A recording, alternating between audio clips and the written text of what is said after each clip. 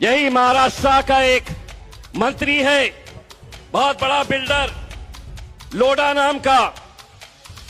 कुछ दिन पहले एक बयान देता है कि मुसलमानों, अगर तुम्हें कुरान पढ़ना है, मंत्री, भाजपा का एक मंत्री महाराष्ट्र का, मैं बिहार में था उस वक्त प्रचार कर रहा था, तो उस वक्त उसने बयान दिया था कि मुसलमानों, अगर तुम्हें कुरान पढ़ना है तो पाकिस्तान चले जाओ। मैंने कहा उसको मालूम था कि मैं बिहार में हूं, वरना वो लोढ़ा के हाथ में लोटा थमाकर ये कहता मैं कि ये मुल्क तेरे बाप की जागीर नहीं है।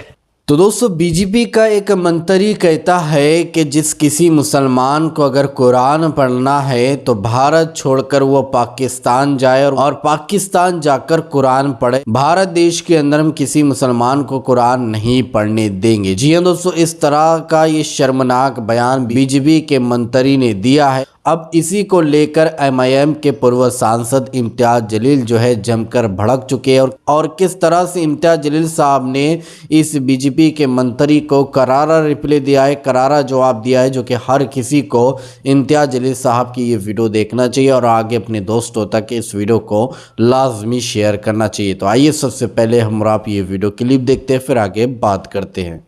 यही महाराष्ट्र का एक मंत्री है, बहुत बड़ा बिल्डर, लोढ़ा नाम का।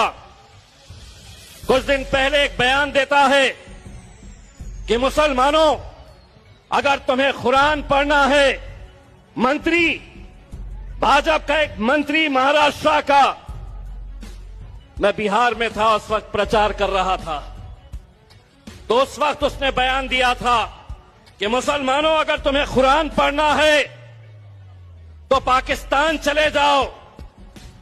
मैंने कहा उसको मालूम था कि मैं बिहार में हूं, वरना वो लोढ़ा के हाथ में लोटा थमाकर ये कहता मैं कि ये मुल्क तेरे बाप की जागीर नहीं है, तेरे बाप की जागीर नहीं है।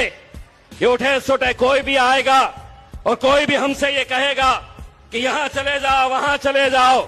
अरे ये मुल्क जितना नरेंद्र मोदी का है उतना ही इम्तियाज जलील का है, उतना ही मुंब्रा के एक एक नौजवान का, एक एक बुजुर्ग का, एक एक मेरी मां बहनों का ये मुल्क है।